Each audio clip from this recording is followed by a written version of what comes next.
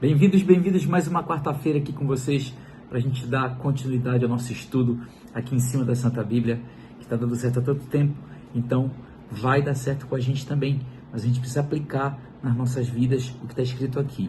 E o nosso tema de hoje está bem interessante, não é um tema muito feliz, digamos assim, porque diz onde está Deus nas tragédias. Então, na verdade, a gente está fazendo uma comparação, fazendo uma referência ao que está acontecendo no Rio Grande do Sul, aquele estado que está praticamente todo destruído. Então, a gente vai falar sobre essa questão hoje. Mas antes, eu vou perguntar se você já está inscrito no meu canal no YouTube, Roberto Charoni, com CH. Se você não está, vai lá, se inscreve, aciona o sininho, marca todas para você receber uma notificação toda vez que eu colocar um vídeo novo aqui.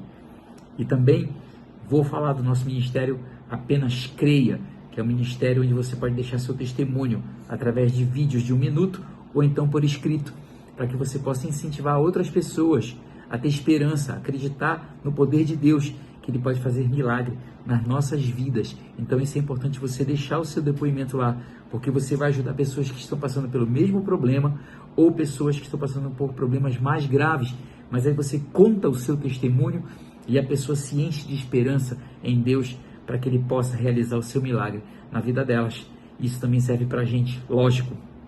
Mas, então vale a pena você ir lá no Instagram e procura Ministério Apenas Creia. Aí vai lá, começa a seguir, deixa seu testemunho e também lá você vai encontrar ajuda, tanto no campo espiritual como na vida real.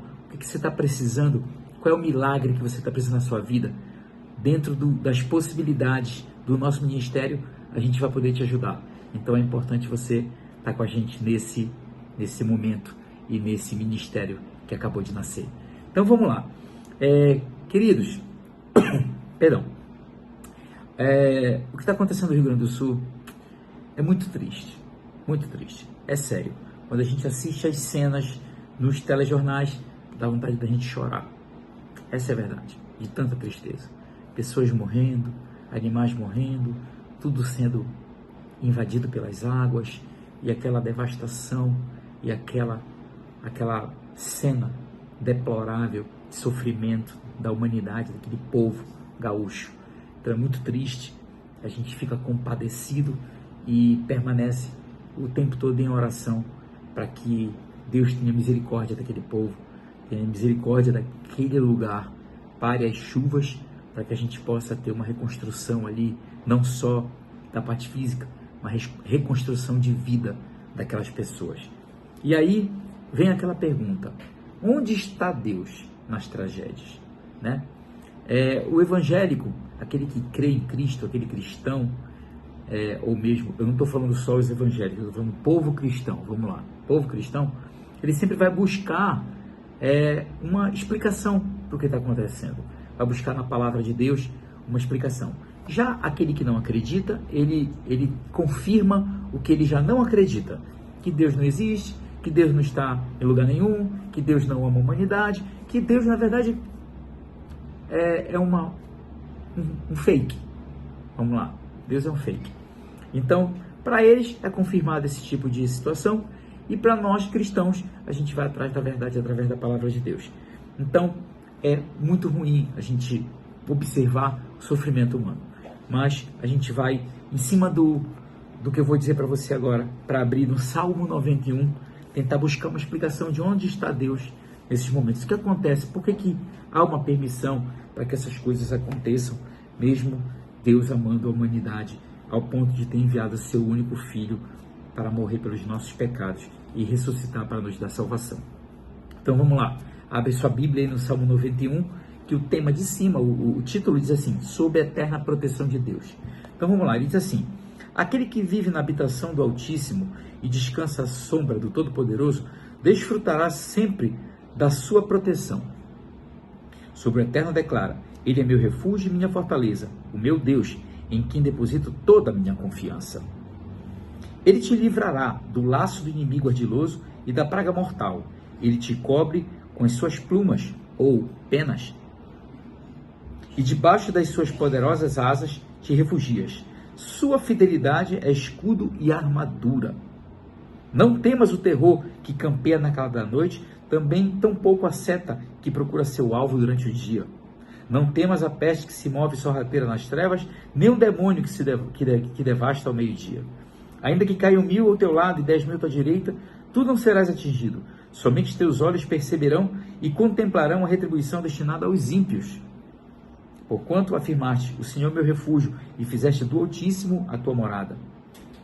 Nenhum mal te alcançará, desgraça alguma chegará à tua tenda, porque a seus anjos ele dará ordens a teu respeito, para que te guardem em todos os teus caminhos. Com as mãos eles te sustentarão, para que jamais tropeces em pedra alguma. Poderás pisar sobre o leão e a víbora, pisotearás o leão forte e a serpente mais vil. Porquanto ele me ama, eu o resgatarei, eu o protegerei, pois este conhece o meu nome. Sempre que chamar pelo meu nome, hei de responder-lhe, estarei sempre com ele. Nos momentos mais difíceis, quando enfrentar tribulações, eu o resgatarei e farei que seja devidamente honrado. Eu o contemplarei com vida longa e lhe revelarei a minha salvação. Assim disse o Senhor, o Eterno. Então, queridos, a gente vê aqui, primeiramente, que esse salmo ele foi feito em tom de poesia. Quando o salmo era feito em tom de poesia, não que ele fosse aquela poesia amorosa que a gente está acostumado, mas é porque ele é feito de uma forma poética para que você decore melhor, para que você aprenda melhor o salmo e saiba falar dele. Então, por isso ele é feito dessa forma. E o Salmo 91, ele é poético, tá? Desse ponto de vista, para que a gente possa assimilar melhor. E também a gente entende aqui que ele foi escrito para alguém que vivia no deserto, porque ele fala exatamente aquele que vive na habitação do Altíssimo e descansa à sombra, porque o deserto é muito sol. Então, na verdade, a sombra é o local de descanso no deserto, tá? E sobre o Eterno declarei meu refúgio e minha fortaleza, ou seja, aquela sombra, a pluma das suas asas, a sombra no sol do deserto, é o refúgio e a fortaleza daquelas pessoas na época em que ele foi escrito. Ele te livrará do laço ardiloso, quer dizer, dos perigos do deserto, as cobras, os escorpiões, as serpentes. Então, tudo isso no deserto, ele fala das cobras depois. E aí ele fala, não temas o terror que campeia na calada da noite, porque à noite, exatamente esses bichos peçonhentos, eles podem atacar as pessoas que vivem no deserto, que dormem no deserto. Então, ele diz isso, ainda que 1000 cair do teu lado, à tua direita, não serás atingido. Teus olhos perceberão e contemplarão a retribuição dos ímpios. O Senhor é meu refúgio, e fizeste do Altíssimo a tua morada. Então, isso foi escrito lá. Então, o deserto é um lugar de passagem, como eu sempre falo para vocês. Então, o que a gente tem que entender? Que Deus, quando livrou o povo da escravidão do Egito, entre o Mar Vermelho e Canaã, tá? Depois que Deus abriu o Mar Vermelho, houve o quê? Um deserto. Houve um deserto. O povo passou pelo deserto. Deus não livrou o povo de passar pelo deserto. Então, muitas vezes, as tragédias acontecem porque é um momento de passar pelo deserto. É o momento em que você é colocado à prova, em que tua fé é colocada à prova, ou você vai abandonar o teu Deus, você vai abandonar a tua salvação, porque você está passando por uma situação trágica. Eu sei que para muitos o ceticismo ele acaba sendo automático, porque ele diz assim, Deus permitiu, então também não quero mais saber de Deus, nem acredito mais que ele existe. Mas muitos, os cristãos realmente vão e não colocam à prova Deus. Por que Deus permitiu que isso acontecesse? Por que Deus deixou que a gente passasse por esse deserto, por essa tragédia, por essa inundação? Agora, nesse momento, eu falando aqui com vocês, deve ter gente morrendo, deve ter gente afogada, deve ter famílias que perderam tudo, deve ter animais domésticos, animais selvagens, silvestres, tudo morrendo, afogados lá nesse exato momento. Então, na verdade, ainda tem 300 milímetros para chover só até domingo. Então, olha só que situação. Apesar da enchente, da inundação, está tudo inundado ainda tem muita previsão de chuva. Ou seja, tende a piorar a situação lá. E aí a gente pergunta, como é que Deus permite isso? Mas sempre Deus permite que algumas coisas aconteçam, não para castigar um povo, não para fazer, o povo é idólatra, o povo é isso, o povo é aquilo, por isso vai passar por isso, vai passar por aquilo. Não, Deus é bom e suas misericórdias duram para sempre. Agora, os mistérios de Deus, por que Ele permite essas coisas? Muitas vezes é para provar a nossa fé, é para que a gente tenha um aprendizado, para que a gente saiba recomeçar, para que a gente traga um aprendizado para nós mesmos, ou então para o próximo. Através de um testemunho, através daquilo que aconteceu na sua vida, do momento em que você passou pelo deserto e que você agora vai poder, ajudar outras pessoas que passaram por essas dificuldades. Então, isso é uma situação que a gente tem que considerar, né? E jamais colocar à prova, jamais tentará o Senhor teu Deus. Por quê? Porque Ele é soberano. A soberania de Deus, ela é absoluta. Então nós não podemos questionar Deus. Por que isso, por que aquilo? Porque, como eu falei para vocês, da libertação do povo de Israel, dos israelitas, da escravidão do Egito, até a abertura do Mar Vermelho, até a chegada em Canaã, eles tiveram que atravessar o quê? Um deserto. E lá eles foram provados, e lá eles passaram muitas dificuldades, e lá eles aprenderam muitas coisas, e no final, aquela geração não entrou na Terra Prometida. Por quê? Por causa da sua incredulidade, por causa da sua dureza de coração. Então, queridos, é isso que a gente tem que pensar. Deus é soberano. Então, o Salmo 91, ele diz aqui, ele foi escrito naquela época. Ele diz que nós devemos sob a proteção eterna de Deus. Mas Deus, ele é soberano. Então, ele sabe quem deve, quem não deve passar pelas situações difíceis. O que vai acontecer agora? Acabou minha vida. Eu perdi meus móveis, eu perdi minhas roupas, eu perdi meus documentos, eu perdi meu dinheiro, perdi isso, perdi aquilo, perdi meus familiares e por isso eu perdi a minha vida? Acabou a minha vida? De forma alguma. A pessoa deve se conscientizar que existe um Deus superior, um Deus que cuida, um Deus que trata, um Deus que sabe o que está fazendo. Então, muitas vezes a gente questiona essas coisas, mas se a gente fosse reportar ao que aconteceu com Jesus, eu vou pedir para você abrir em Mateus, capítulo 4, isso, capítulo 4, verso 6, que diz assim, 5, que diz assim, então o diabo o conduziu, Jesus, o conduziu à cidade santa e colocou sobre a parte mais alta do templo e desafiou-lhe, se tu és filho de Deus, joga-te daqui para baixo, pois está escrito, aos seus anjos dará ordens a teu respeito, e com as mãos eles te sustentarão, para que jamais tropeces em pedra alguma, a pedra do deserto. Então, olha só, o diabo, quando tentou Jesus no deserto, ele mencionou o Salmo 91, mencionou e disse, te joga, porque Deus dará ordem aos seus anjos para que te apare, para que você não para que nenhuma pedra, para que não tropeces em nenhuma pedra. Então, olha só, e aí Jesus respondeu também na palavra, contestou-lhe Jesus, também está escrito, não tentarás o Senhor teu Deus. Então, essa é a verdade. Então, temos que ver o seguinte, que Deus, ele não poupou o seu filho Jesus das tentações. Gente, vamos entender, do batismo de Jesus até a ressurreição, houve sim uma crucificação, houve sim o Calvário. Deus não livrou Jesus de passar pelo seu deserto, de passar pelas humilhações, de passar pelas perseguições, de passar pelos açoites, de tudo que ele passou e padeceu para nos salvar. Deus não livrou Jesus, ele teve que passar pelo deserto também.